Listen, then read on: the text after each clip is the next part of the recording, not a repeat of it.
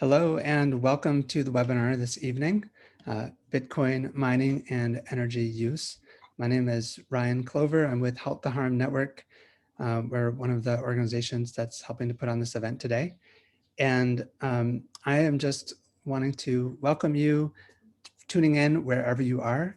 Please say hello in the chat and just let us know where you're tuning in from. It's always great to see everybody who's here.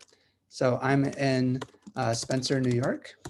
And so I'll just put that in the chat there. And I also want to invite you to just work your way around Zoom a little bit. You can have your video on or off if you like. We are going to keep people muted during the presentation and part of the discussion. And then we'll have a Q&A session toward the end. And so I will be in the chat collecting any questions that come up during this event and making sure that they're ready for the Q&A portion. So please think of anything that comes to mind. So, all right. So if you take a look in the chat, you can see where everybody's tuning in from. We've got Daniel in Newfield. Hello. Hello, Susan in Alpine. Hi, Jane.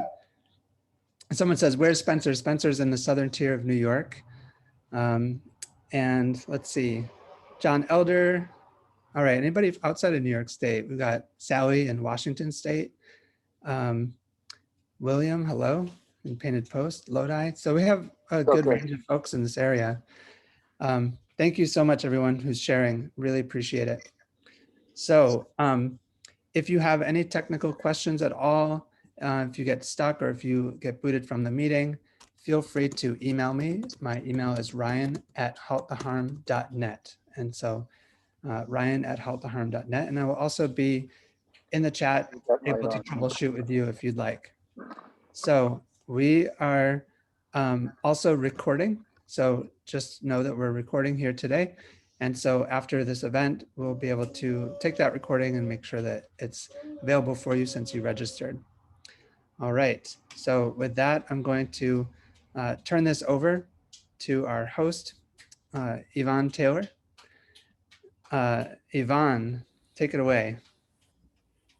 Thank you, Ryan, and thank you everyone for tuning in on such a beautiful night in the Finger Lakes. I just wanted to give you a brief overview of the Greenidge facility and then happily introduce our esteemed guests. Just waiting for this to bear with me. Okay, can everyone see that all right? Okay, so we're going to talk about the Greenidge fracked-gas power plant in Dresden, New York, which is on the west side of Seneca Lake. And I'll just give you a little bit of background first of all. Greenidge was shut down, was a shut-down coal-fired power plant that was converted to burn fracked gas, operating to supply power to the public only at times of high demand. And the DEC simply reissued the permits for the original plant to Greenidge and did not require a full environmental impact statement to be completed by the new owners who reopened the plant that had been sold for scrap. And they did not require best technology available either, which would have reduced the amount of water necessary for the plant by 95%. This was actually created by our friend Michael Warren Thomas. Greenidge was, I'm going to try and just, my screen keeps getting in the way of my video, so I'm going to turn that off. Okay, good. Greenidge has received permits from the Department of Environmental Conservation to allow them to withdraw 139 million gallons of water from Seneca Lake every day. And if you think about it, that's 27,800 tanker trucks with 5,000 gallons each filled up at one time. End to end, that's about 102 miles long. And that's also the equivalent of all of Canisius Lake in 1 year. That's how much they're permitted to withdraw a day. My slide has stopped working. There we go. DEC also permits Greenidge to discharge 132 million gallons a day into the Keuka outlet, which is a trout stream, at temperatures up to 108 degrees Fahrenheit every day.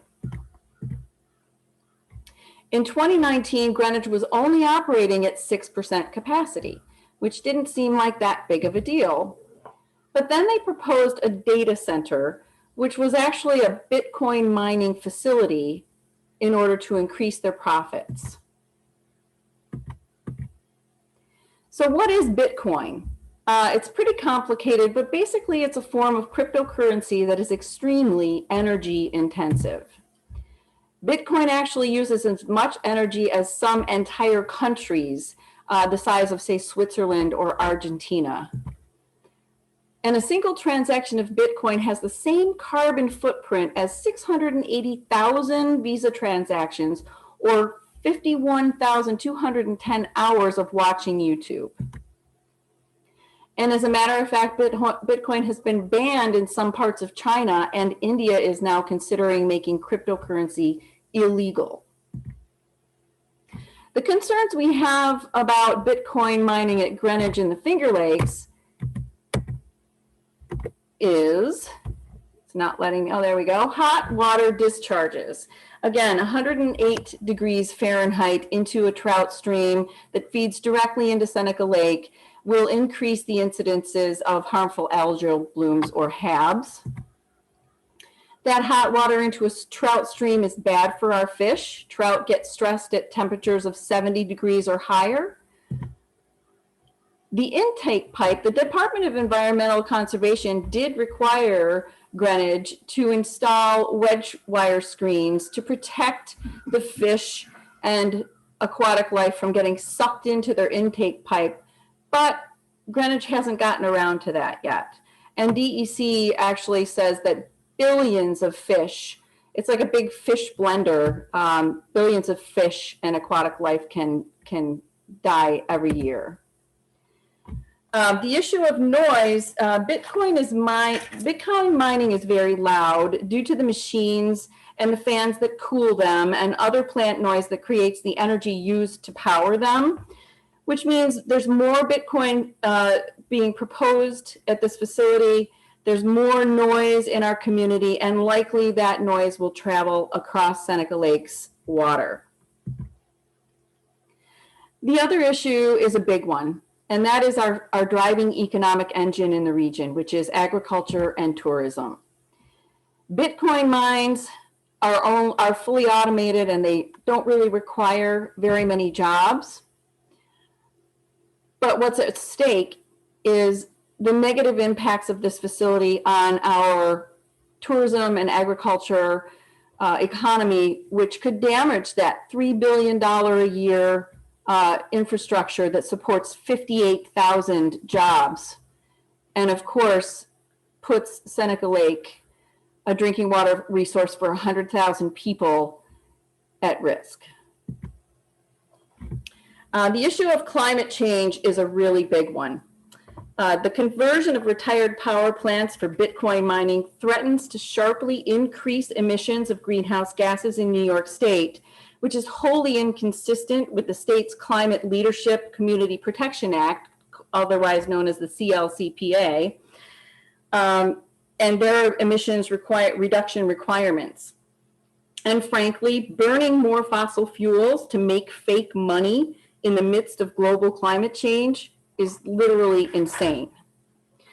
To put Greenidge's emissions growth into context, 2020 air emissions data reveal that in just 1 year, CO2 and NOx emissions from the facility increased tenfold. So, you know, and this is only operating at 13% of its capacity. If left unchecked, Greenidge will reach 106 megawatts capacity shortly, which will cause emissions to skyrocket to 1,063,024 tons of CO2 per year, or 165% of the existing permit limit. As a press release about Greenidge's IPO recently noted, the company has no plans to slow down. It is actively expanding capacity at the site and beyond, noting that it hopes to have 500 megawatts of energy for Bitcoin mining by 2025. And the scope of this problem in New York may be significant then. Greenidge aims to help other power generators in the so-called blockchain ecosystem to replicate its model. Greenidge is one of nearly 30 power plants in upstate New York with the potential to be converted to full-time operation for Bitcoin mining and other high-energy data tasks.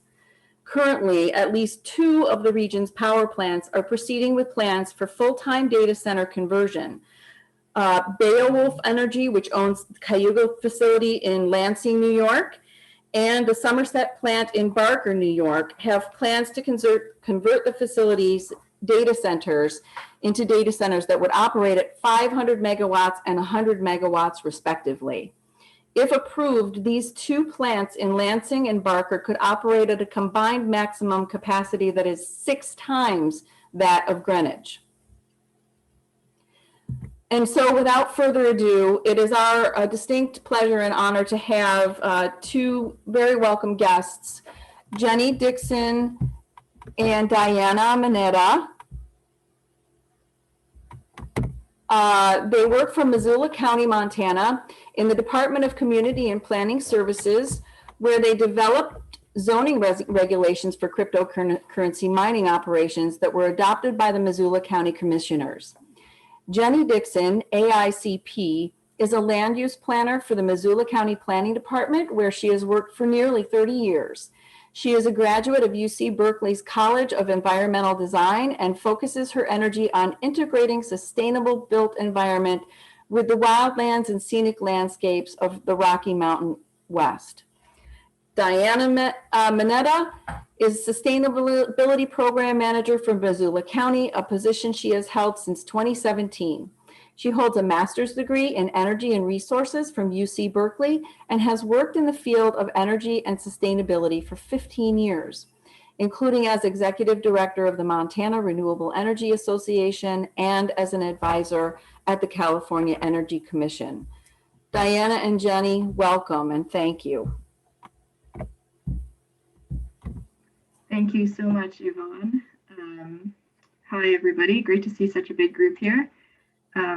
Bear with me just a moment as I pull up my shared screen. Do you want me to? All right. And back to present. All right. Go ahead, Jennie.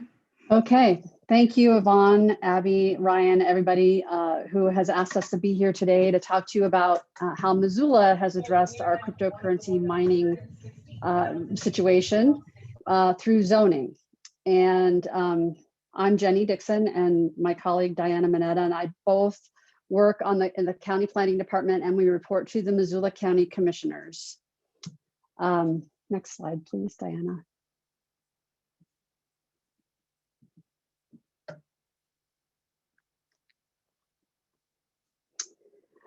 So we are planners, and as Diana mentioned, a sustainability program manager here in Missoula County, which is a mountain town.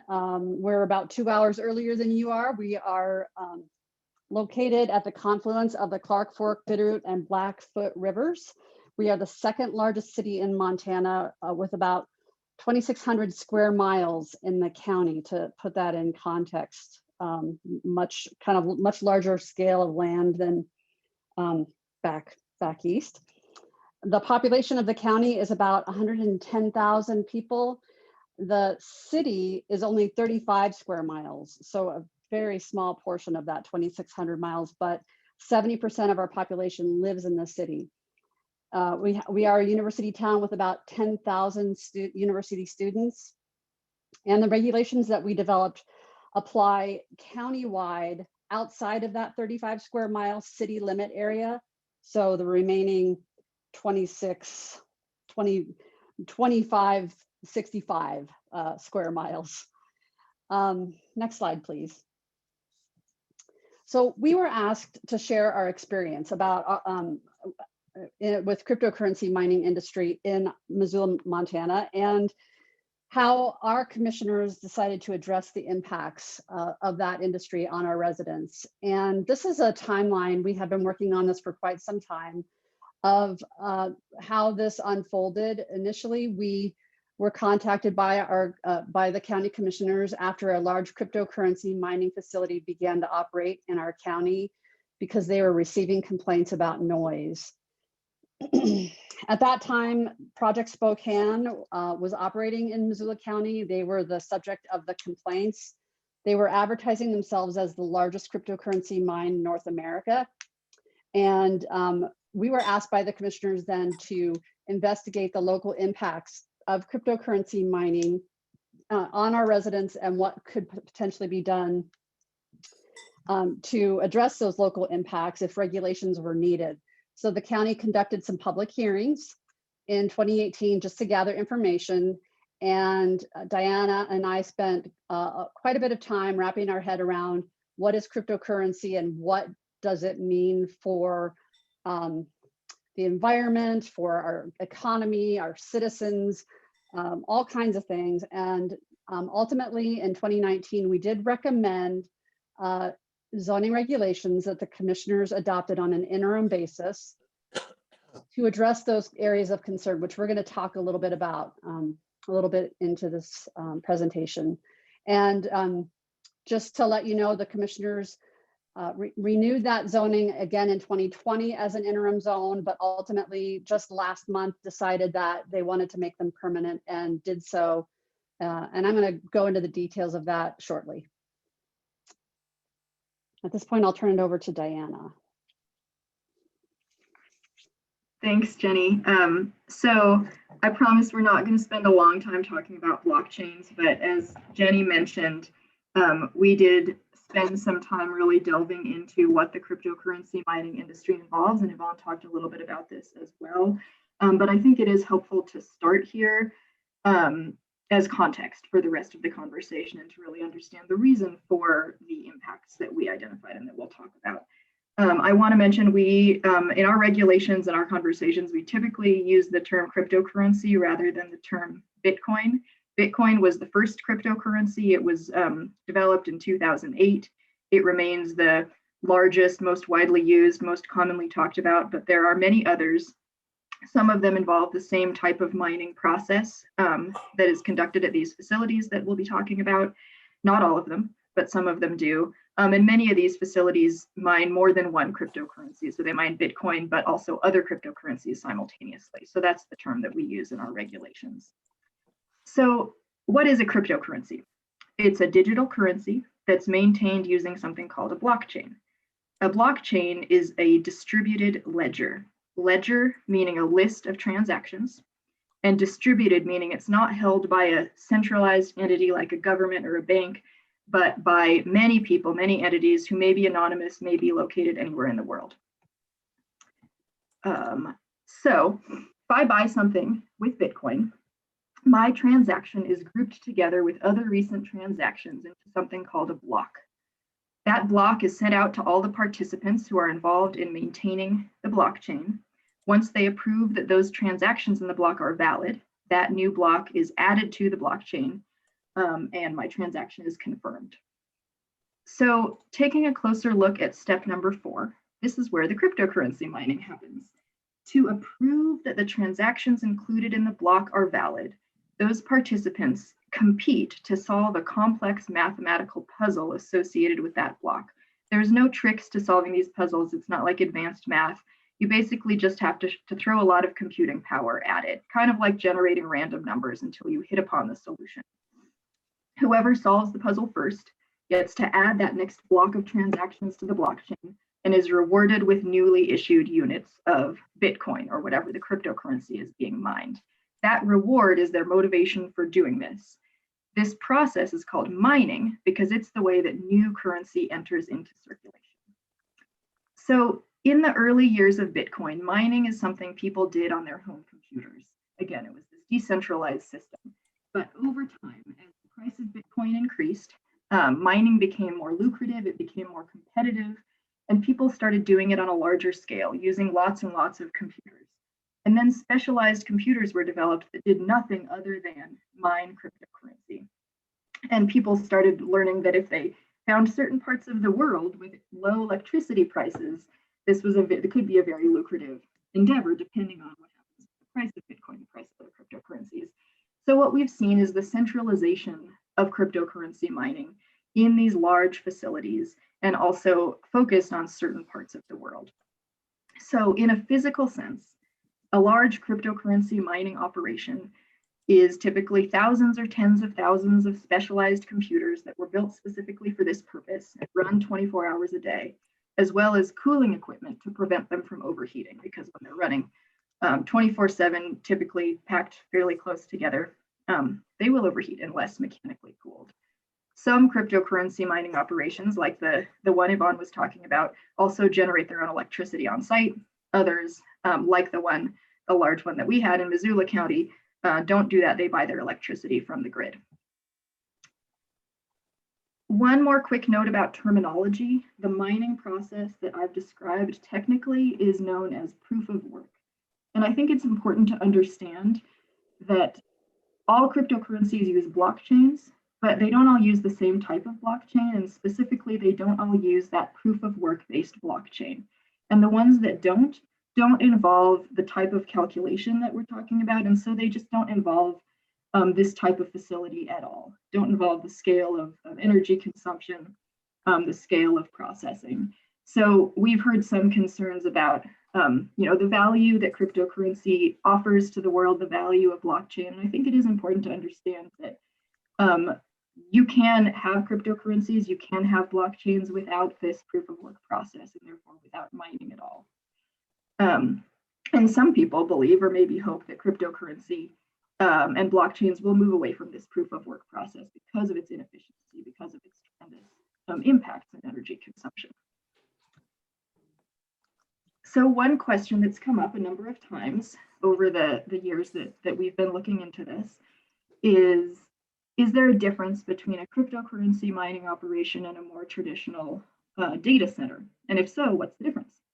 So we looked into that. What we learned is that, yes, there is a difference, and it's a result of the difference in function of these two types of facilities. At a cryptocurrency mining operation, you're processing data very, very quickly, but you're not storing any data. And that's what sets it apart from a more traditional data center where you're doing both. You're storing and you're processing data.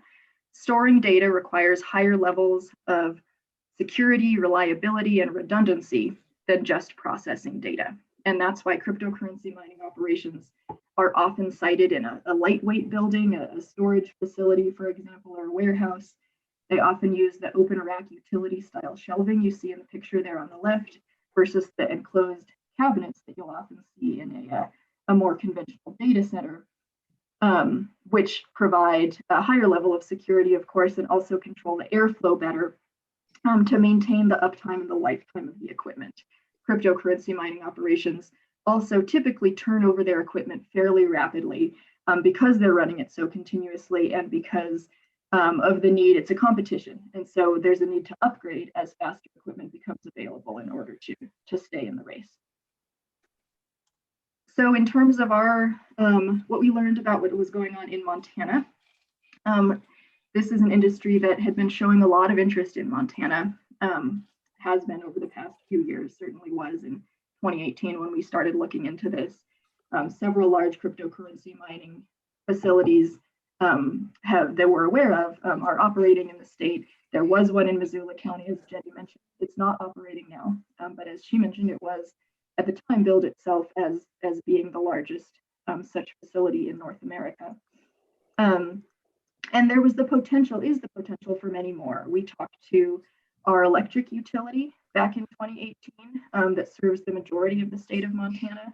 And they told us that they were receiving inquiries from dozens of cryptocurrency mining potential firms who were interested in doing this in the state and hooking up to the grid in the state. That if those all ended up being installed, it would amount to more than 1,000 megawatts of new electrical demand in the state. And in the entire state, their load, their entire system was about 1,600 megawatts at the time. So pretty close to a doubling of electrical load.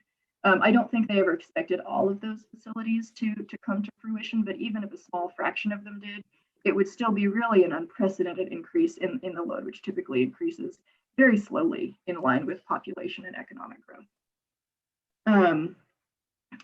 So why were they interested in coming to Montana? I guess two reasons. Typically, that they'll choose to locate in a certain place. A main reason being low electricity prices. That's the major operating cost. So that's the major thing that you'd be looking for in this industry. And then the cool climate also helps because, again, cooling mechanical cooling is required, and those cooling costs are lower, of course, in a cool climate. Other parts of the world we learned that have seen a lot of cryptocurrency mining activity include in the US, Eastern Washington State, New York State, Canada, Russia, China, the Republic of Georgia, Iceland, Sweden, just to name a few. So again, not entirely, but frequently places that have that combination of low electricity rates and a cool climate. And I'm going to turn it back over now to Jenny. Thank you, Diana.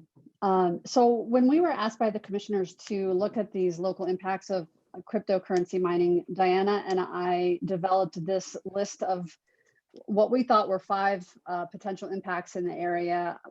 Ultimately, I want to explain the first 3 because we ended up discarding the last 2, which really relied on the fourth one relied on the utility itself to determine whether they felt they were experiencing impacts. And locally, we were told that they felt like they could provide safe, reliable service without, rate disturbance. And so we decided to focus our zoning regulations on the first 3. The last one, fire safety, was starting to become less of an issue over time because, ironically, a decentralized currency was starting to become centralized, and in doing so, was less likely to occur in residences, which might not have the capacity to supply the energy in a safe way as commercial operations do. And so we felt like the building code for commercial operations addressed fire safety issues. So it really came down for us in Missoula to these 3 impacts of noise and vibration, climate change impact of excessive energy consumption, and electronic waste.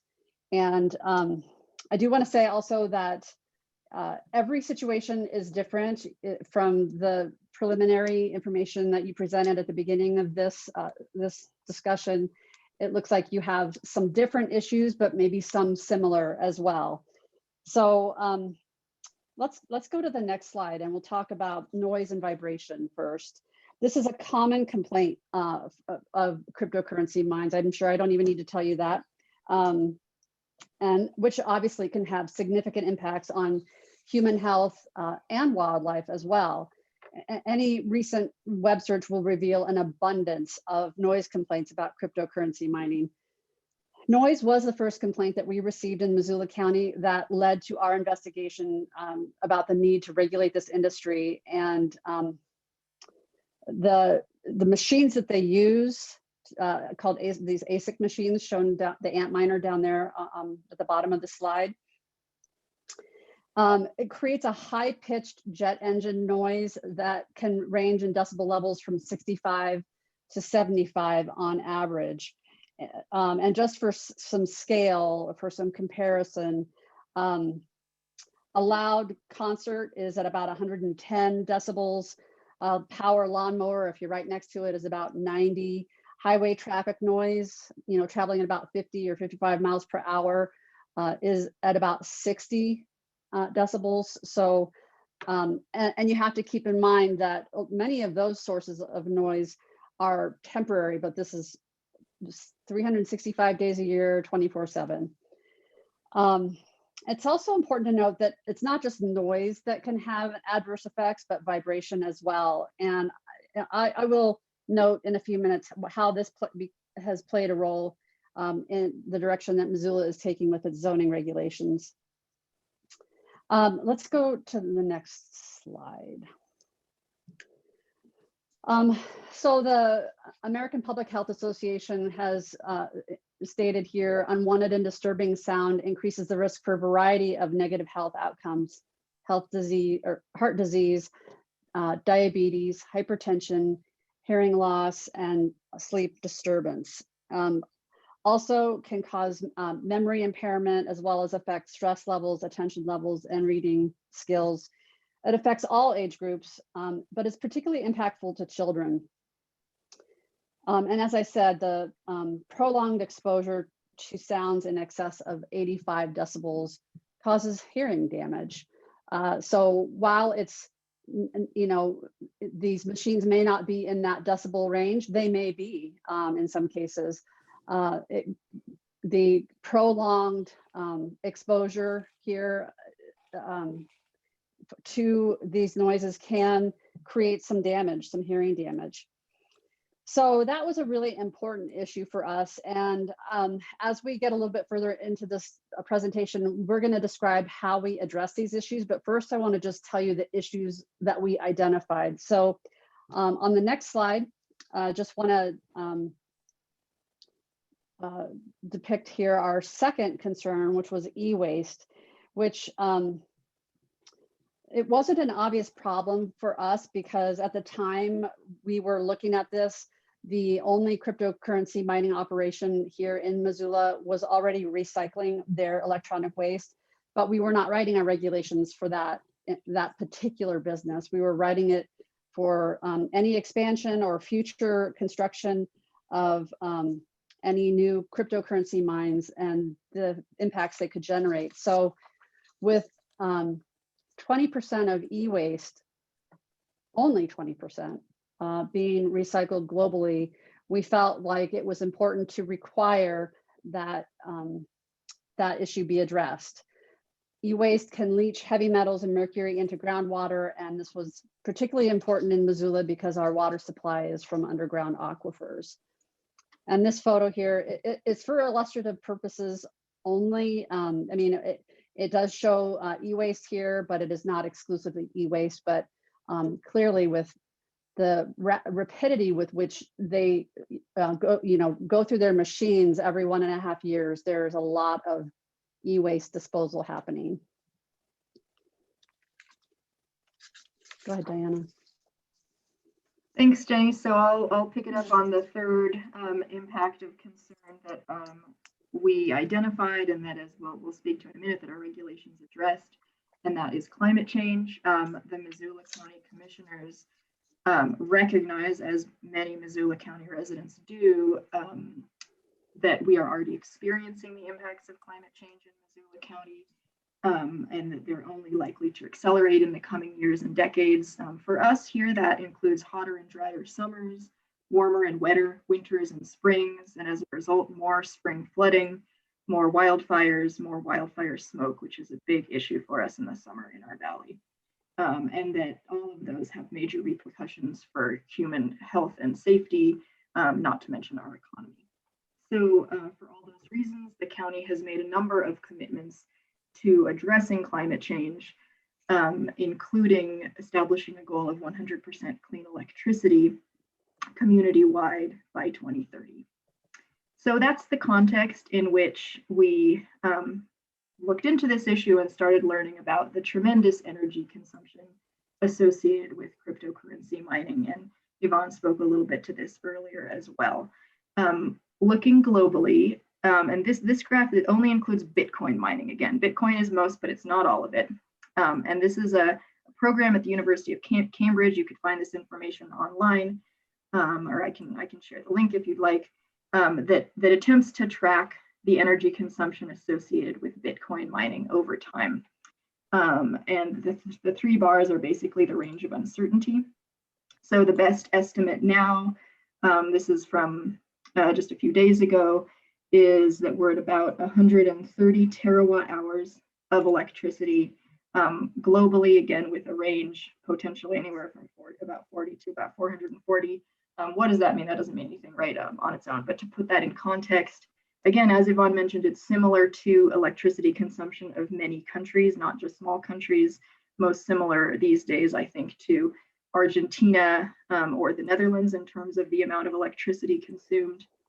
And it varies over time, roughly tracking, not necessarily day by day, but roughly tracking the price of Bitcoin because it's more lucrative to mine. And so more people are likely to be involved in doing that when the price goes up. Another way to look at the energy consumption question is to compare the energy used in a single transaction. So if I go and buy a slice of pizza at the pizza place that takes Bitcoin versus buying that slice of pizza with my credit card. There are attempts to do this, including this one, to compare the energy used. And you can see there's really no comparison. One Bitcoin transaction uses as much energy as hundreds of thousands of credit card transactions. There, of course, keeping in mind, there are a lot more credit card transactions taking place out there. Bitcoin is more typically used as a kind of investment or speculation rather than as a way to do business, as a means for conducting transactions. So important to keep that in mind, but it's another way to look at the scale of energy consumption involved. And I'm going to turn it back to you, Jenny. Okay, so as I mentioned at the beginning, every situation is different. When we first started to develop our zoning regulations, we looked to areas in our region, as well as New York, Canada, and even outside of the US. In some cases, as shown on the column on the left, there are utilities that have made some decisions to perhaps set some moratoriums or some other ways to regulate or address their concerns about cryptocurrency mining coming into the area. And so such as Chelan County, Washington, Flathead County, Montana, both set temporary moratoriums as a utility to ensure that the extreme energy demands of crypto mines did not conflict with their policies and regulations, nor create impediments or impact their ability to provide service. And then there are communities on the right, like cities of Wenatchee and Leavenworth, Washington, Plattsburgh, New York, who adopted local zoning regulations to address concerns such as aesthetics, like some have prohibited operations being in cargo containers, other noise and performance standards, and locational requirements like where crypto mines could and could not locate. Next slide, please. In Missoula County, we considered a moratorium on all cryptocurrency mines, but we decided to focus on ways to reduce these three impacts, which we talked about earlier, rather than prohibiting the industry outright. One is that in the state of Montana, property rights are, as throughout the United States, but it varies from state to state. Property rights are very strongly regulated and maintained. And so we wanted to make sure that we were taking a look at, do we need to prohibit this industry, or can we address the impacts some other way and allow this industry to operate if they address these concerns? So we centered our zoning regulations around mitigating these impacts. Our commissioners used a provision in state law to adopt interim zoning regulations after declaring an emergency at a local level relative to climate. And this coincided with climate emergency declarations really around the world, which to date have included 1,800 local governments in 33 different countries having declared a climate emergency since December 2016.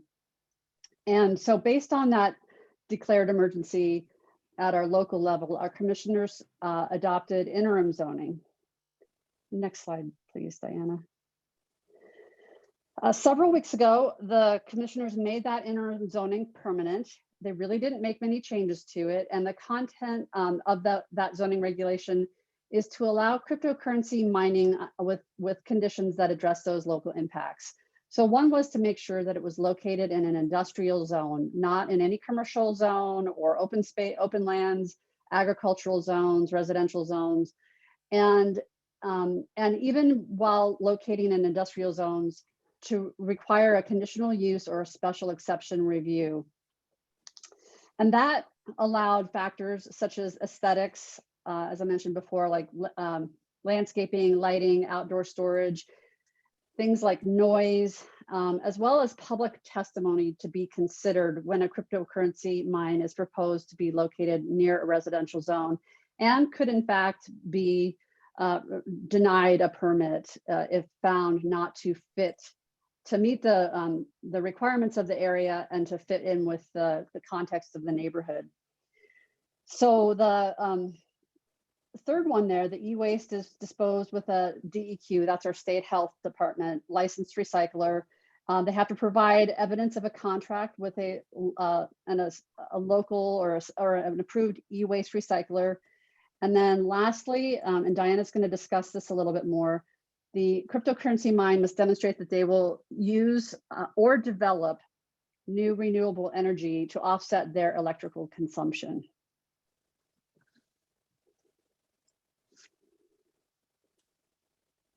Oh, my apologies. Sorry, I have one more I need to talk about here. Noise and vibration in Missoula County's regulations. We are in the process of revising our county zoning regulations. And then this is separate from the cryptocurrency mining zoning that was adopted last month. We are doing a whole rewrite, and we are looking at a new proposal for noise and vibration, which vibration itself actually is not in our zoning regulations. We do have some very minimal noise regulations, but we are looking at regulating noise and vibration from fixed sources, such as machinery, pumps, fans, and compressors, much like you would find at a cryptocurrency mine. And from the research I've been able to do, it kind of breaks it down into these three sources of how you can control noise. It can be framed around controlling noise from a source while in transmission or on the receiving end. So to put that in context with a cryptocurrency mine, the source of noise at a cryptocurrency mine is going to be the machine, the ASICs machine or the Antminer, or whatever kind of computer equipment they're using, have integrated fans to keep those machines cool. And if there's some way to keep those machines cool, then the fans don't have to work so hard. One way to do that is to insulate and keep the environment cool that those machines are in. But as Diana mentioned at the beginning, a lot of those machines, or a lot of these operations, are in structures that are not necessarily well insulated or secure, and so they have to work really hard to keep that climate controlled so that those machines stay cool. So the transmission control of noise in the context of cryptocurrency is how do you keep that noise within the building and not transmit it to other places, adjacent properties, or even down the street, across town, whatever. But because this generally requires whole building fans, usually on the exterior of the structure, that there's no way to really contain that transmission noise. So in writing our new noise and vibration impact regulations, we're going to be looking likely at how to mitigate noise on the receiving end, which is a little bit different than we do right now. And it's really to set a maximum decibel level in receiving areas at various times of day. As many places, this is nothing new. A lot of places do this, but we've decided to take this approach, and it would be new for Missoula. For example, residential districts cannot exceed a 55 decibel level during the day and 50 decibels at night, and then have that for the various different types of zoning districts. I think at this point, I'll turn it over to Diana to talk about energy impacts. Thanks, Jenny. We have just a couple more slides here, and then definitely want to leave some time for questions and discussion. But just to elaborate a little bit on the renewable energy requirement that Jenny mentioned that was included in these zoning regulations as a way to address the climate impact that was identified associated with the enormous energy consumption of these facilities. The energy requirement is framed, as you can see on the screen here, in this way, that facilities are required to develop or purchase new renewable energy to offset 100% of the electricity consumed by the operation, and that users must establish that their actions will introduce new renewable energy onto the grid beyond what would have been developed otherwise. So we are very clearly drawing that distinction between kind of existing renewable energy on the one hand that does not meet these regulations, and then new renewable energy. And just to speak briefly about why that matters, we're very fortunate in Montana. We have some fabulous renewable energy resources existing. We have currently about 60% of the electricity that we buy from the grid in Missoula County is renewable. Most of that is from large hydropower dams, some wind, a little bit of solar energy. 60% is a great starting point. As we mentioned, we've identified that we need to go farther than that, and we've established goals and are working hard to move in that direction. So what happens when a new, really large energy user comes into our county or into our state and buys power from one of these existing renewable energy resources? Assuming that that energy was previously being used by another user, which is a pretty safe assumption, then those other users are being shifted onto another source of energy, which is quite likely to be a fossil fuel-based source. So back in 2019, when we were first developing these regulations, we struggled with how to reconcile the enormous energy consumption of this industry with the imperative and the county's commitments to address climate change.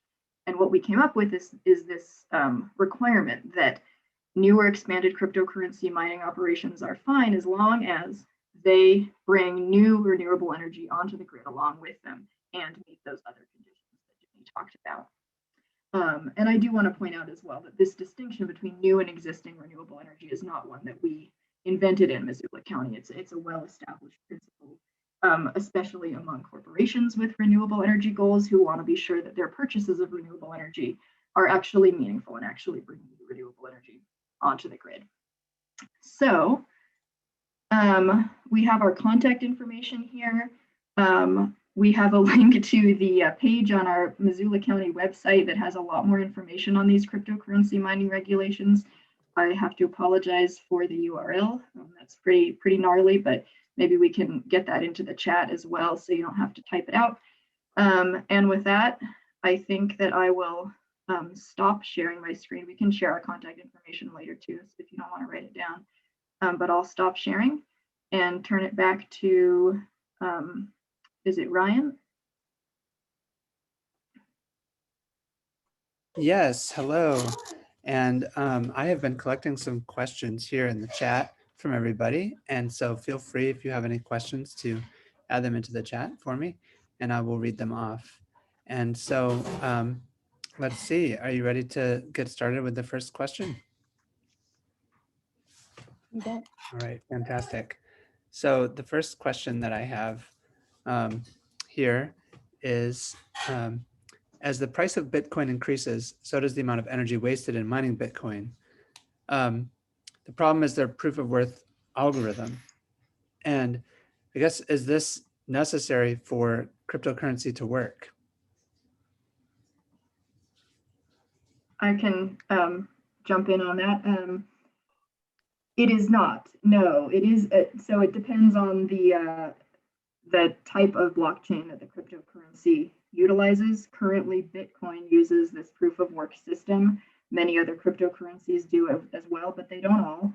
Ethereum is the name of what I believe is the second most widely used cryptocurrency, and it is in the process of transitioning actually from the proof of work system to an alternative that's known as proof of stake. And in the proof of stake system, basically the way that you participate to maintain the blockchain is not competing to solve these complex mathematical puzzles and having to show that basically prove that you used a lot of electricity and spent a lot of money doing that. That's the proof of work. You're proving that you put that work in the form of electricity and computational power into the system. In proof of stake, you have to own a certain amount of that cryptocurrency, Ethereum, for example, in order to participate as a maintainer. So it just doesn't involve this type of process. I see someone saying, yeah, Ethereum's saying they're transitioning. I'm not sure how far along in that transition process they are. There are other cryptocurrencies that do already use proof of stake or other alternative consensus mechanisms is what they're called. So proof of work is not essential, but it is the most common one that the Bitcoin uses and that many others use as well. All right, we have another question is there a copy of the list of plants that are planning to change, the list of power plants? Is there any way to get access to that? I'm not sure what plants we're talking about. Feel free to clarify in the chat, but I believe they're asking about whether there's, I think it was mentioned earlier that there could be a potential trend of other plants wanting to make a change. This is a message from Barbara, so feel free, but we can move on to the next question. And if you clarify in the chat, then great. So the next question is, could you please remind us what the cumulative decibel level of cryptocurrency mining centers in Missoula were? We don't have access to that information. The company that was here that did the noise study, they did that of their own voluntary choice and replaced the fans that were making a lot of noise with quieter fans. And ultimately the neighbors and the residents in the area seemed more satisfied, if not, perhaps not entirely satisfied, but it did make an improvement. But we were not provided with that noise study, so we do not know. Great, thank you.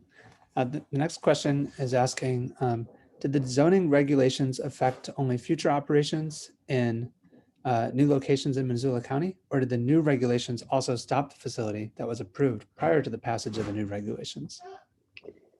That's a good question. I wish I should have covered that. So the new regulations were aimed at any new facilities or expansion of existing. And at the time, there were a few smaller scale operations that I think just for whatever reason closed down even before the regulations might have been adopted on an interim basis. But Project Spokane, AKA Hyperblock, remained in business until last May. And they were operating at about a 20 megawatt contract amount of energy. And the new regulations would not have applied to that existing operation, but they had plans to expand initially to 60 megawatts, possibly even to 100 megawatts. And that additional expansion would have been subject to the new regulations as far as providing renewable energy for that additional 40 to 80 megawatt addition.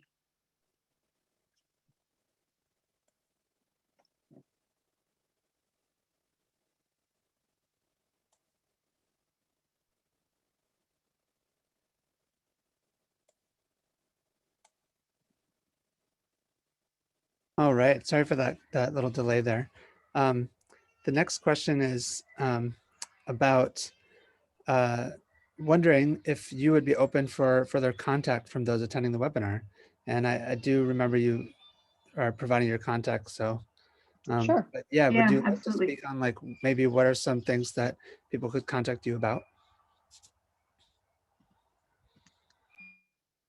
Happy to chat further with anybody about anything we've talked about today or anything else we might be able to help with regarding cryptocurrency mining. And yeah, we had our email addresses there and can certainly share those, you know, with participants after the webinar as well.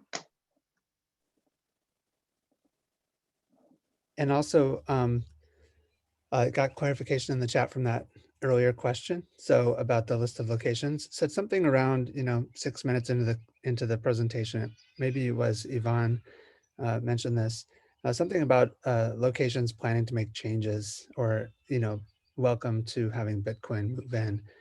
You had mentioned a certain number of potential power plants.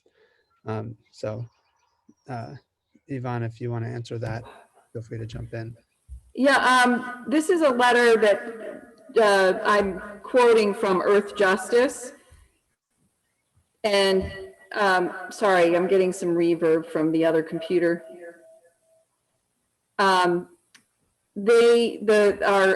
attorney from Earth Justice identified 30 other power plants that have capability of transitioning. I don't have the list of those plants at my fingertips, but I'm sure I can get that. One thing I might just jump in, not to that specific question, but in terms of the a power plant. And Ryan, you're muted, but I can also, I think Bonnie Friedenberg had a question about the amount of water being withdrawn. We don't know exactly. Marianne Kowalski might know. She, I believe, is on the webinar tonight, but I don't have access to the amount of water they're withdrawing currently. But what I do know is what they're permitted to withdraw. And they're permitted to withdraw 139 million gallons of water per day out of Seneca Lake. And then discharge 132 million gallons of water per day back into the lake at temperatures of up to 108 degrees.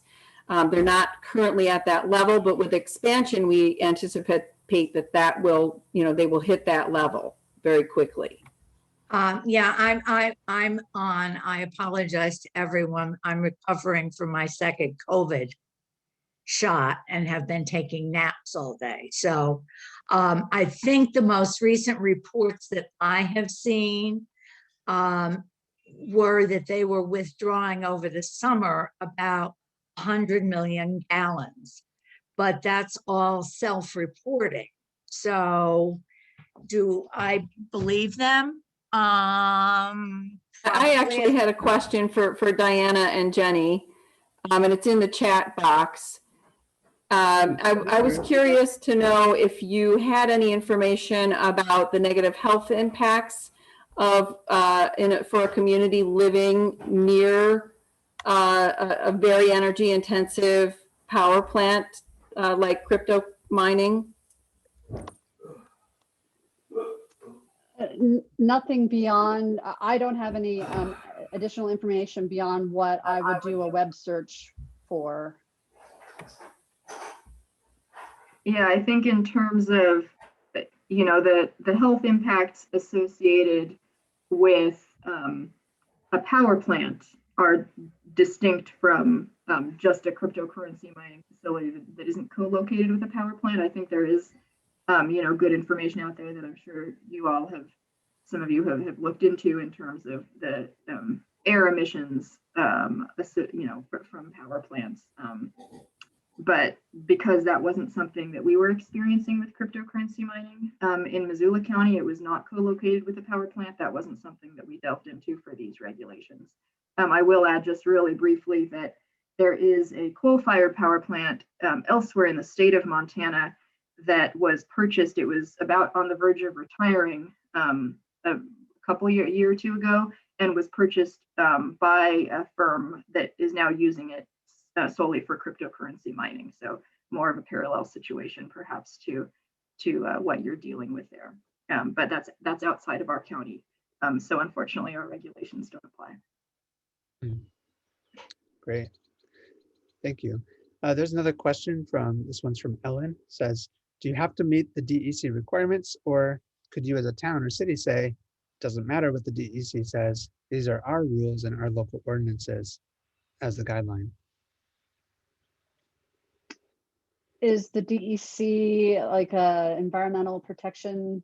Yeah, so yeah, she's referring to the Department of Environmental Conservation in New York State. Mhm. So whatever your, Oh, sorry, Ryan, did I interrupt? oh yeah, maybe you have an equivalent in Montana to state.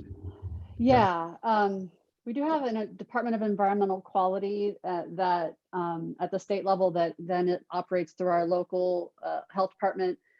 They of course have regulations that, you know, if we were to impose stricter regulations than our health department, we would have to base it in zoning regulations for, to protect public health, safety, welfare. And generally speaking, we don't exceed health requirements, but it's a new world.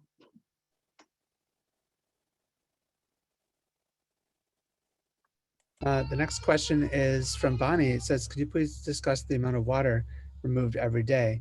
I believe this may have come up a little bit earlier. So, but is there anything else you want to add to that? Bonnie's also asking, you know, how long has this been going on? Are there any similar laws to the Great Lakes that can be applied in the Finger Lakes to prevent water from being removed? Yeah, I think that's a question for Yvonne.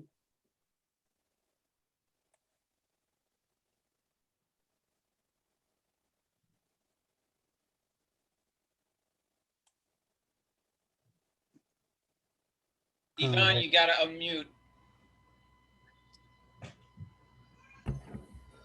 I'm sorry, what was the question? The question is whether or not, or how long has the water withdrawal been happening? And are there any kind of laws in the Finger Lakes area that can be applied that would be similar to Great Lakes? I don't know that I'm the one to answer that question. Perhaps Abby or Mary Ann could answer that.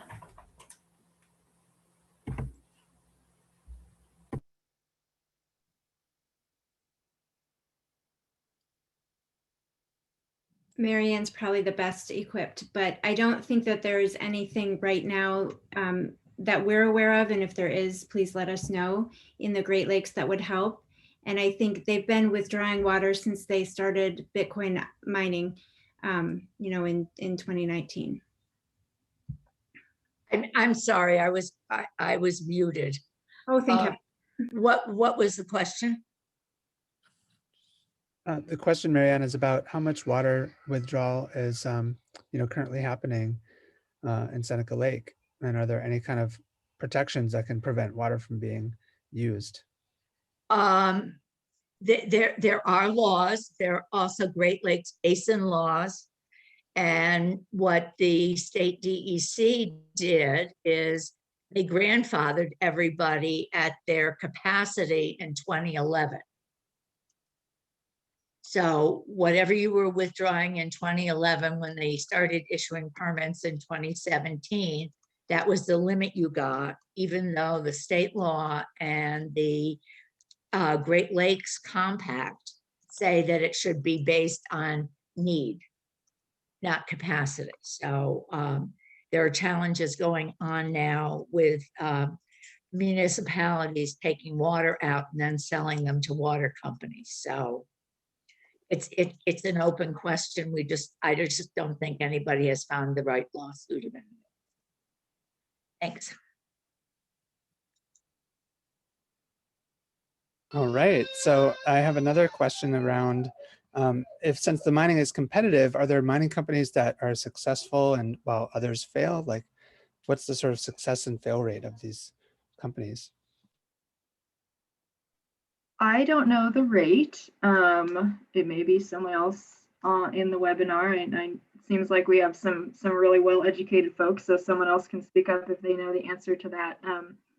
I, you know, anecdotally have heard plenty of stories of success and failure. I think, you know, that's part of the reason for that centralization is these firms that don't benefit from the economies of scale and from the rock bottom electricity prices are the first to go out of business. So I think there's been quite a lot of consolidation and quite a lot of failure, and the price of Bitcoin, of course, being very volatile. contributes to that, but I can't speak specifically to the failure rate. All right. And we have one more question here from somebody who's working on writing zoning code in Watkins Glen and wondering if anyone can advise on the best way to protect the community through zoning code. Well, and this is Jennie Dixon. I did put my contact info in there for Stacy because I mean, I think that's kind of the content of the whole presentation relative to the zoning protections for cryptocurrency. So maybe advise, it looks like Stacy maybe joined a little bit late. So since this meeting's being recorded, feel free to watch the presentation or reach out to me at my email address there in the chat. All right. So any other questions? I had a question. I think I understood. This is Bill Mattingly. I heard that, I thought I heard in the presentation that in Missoula, the miners must add renewable energy to the grid equivalent to their use.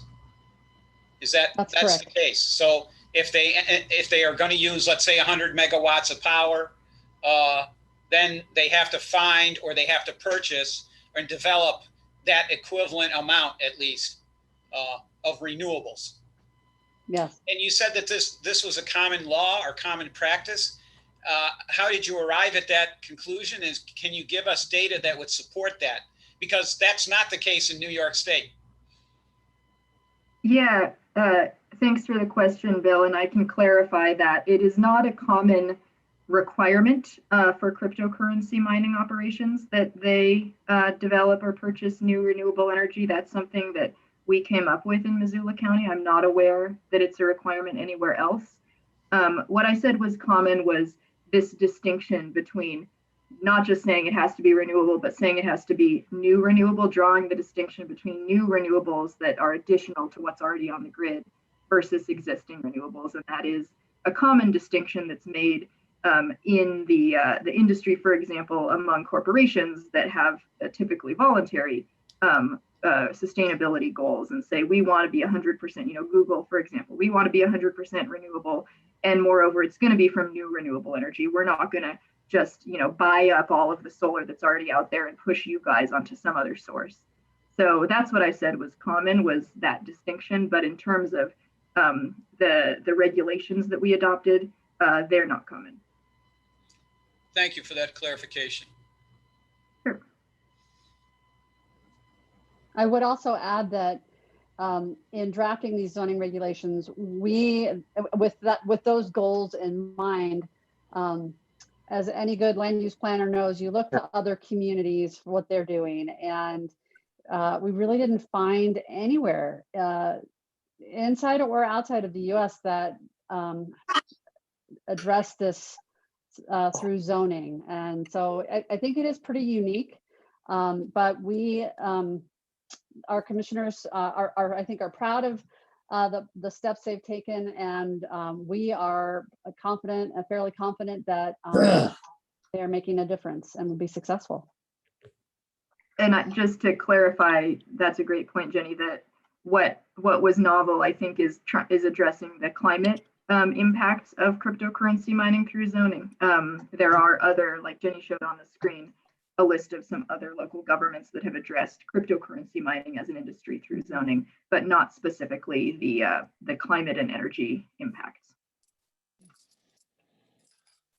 All right, thank you so much. And if anybody else has a question, please put it in the chat. There's some fantastic comments in there as well. Just came out. Beth, do you have a question? I do, please. Yes. Hey, folks, I really appreciate all you're trying to do to help us in the Finger Lakes, because this is certainly a pressing worry for all of us. I've grown up there and I love the water, the region, the wildlife. So my question is to you. My husband used to fish out in your area, and I have been very concerned as I kayak and go into the outlet where the water is discharged. And I have noticed not as many fish in both the little bay where I bought a cottage, but also going up into the Keuka outlet, which is where they discharge these millions of gallons of hot water. What have you found in your area as far as the impact on fish and wildlife? Please. We don't have any data that I'm aware of relative to cryptocurrency mining impacts on fish and wildlife. You got to keep in mind that there's a significant difference between what we experienced and what you're experiencing there on Seneca Lake, as far as it sounds like they perhaps are using water for cooling and then disposing of it in the lake. We are simply, we were, as I mentioned, the company has since gone out of business, but they were simply using electricity off the grid, not using water to cool any equipment. There's not apples to apples comparison there. Gotcha. Is there any way to leverage that? I was just curious about that, because I understand you're in a different part of the country and every area is different, but it certainly is a huge worry for our fish and wildlife and the whole chain of life. Yeah, and what so where it is apples to apples, as far as Montana, New York, you have to have governing authorities that are willing to educate themselves or be educated, determine what the priorities are, whether that's through adopted policies or guiding principles, and then draft regulations that will address those impacts. And if you don't have that, you are in a difficult position. For sure, that's the struggle. And we are so blessed in Missoula County with a fantastic county commission that absolutely recognizes these impacts, and through the adoption of many plans relative to climate impacts and how to mitigate all of that. And this was one of the many steps they're taking to do so. Your situation, you have additional or different impacts, the water quality, the water temperature, maybe more direct impact on wildlife because of that water disturbance as far as temperature is concerned. You could argue, as I mentioned earlier in the presentation, noise and vibration significantly will alter hummingbirds and bees and canine. So that's the same, but you have to figure out, all right, at what point is this acceptable, or is it just not acceptable? And so we found a way to address that. The climate impacts are a universal problem. Certainly. Even though they are using a power plant to generate energy, they are still using energy that someone else could use. And so, well, hopefully we will learn from your guidance and maybe win this battle. Thank you. You bet. So Yvonne Taylor just posted in the chat a link where everyone who wants to be involved in this, what can you do for the Seneca Lake issue specifically? And please check it out in the chat. I also want to mention that we are going to send out the recording for this presentation tomorrow morning. So since you registered, you'll be sure to get the recording as well as a link to this document and any other links that our presenters have. Thank you so much. Wonderful. Yeah, and Yvonne or Abby, is there anything that you want to say in closing as we wrap up? I just want to thank everybody. It was a great turnout. Apologize for some slight technical difficulties along the way, but I really appreciate Diana and Jennie sharing what they know and being willing to answer questions potentially in the future to help us. Greatly appreciated. And let's keep working on this together. We wish you luck.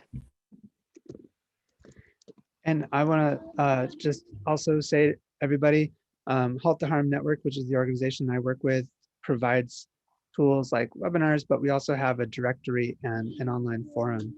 And a lot of our work is, national and in Pennsylvania and focusing on issues of extraction like fracking. And because this is a part of an issue around merchant gas plants, that's partly why we're getting involved. We're really concerned about the whole life cycle of this industry, from extraction to processing to now use, and the way that it impacts us in our health. And so I'll put a link in the chat as well for halttheharm.net, and you can learn about the tools that we have to support small campaigns like this. And so I'm really excited and honored to be able to be part of it and represent that project as well.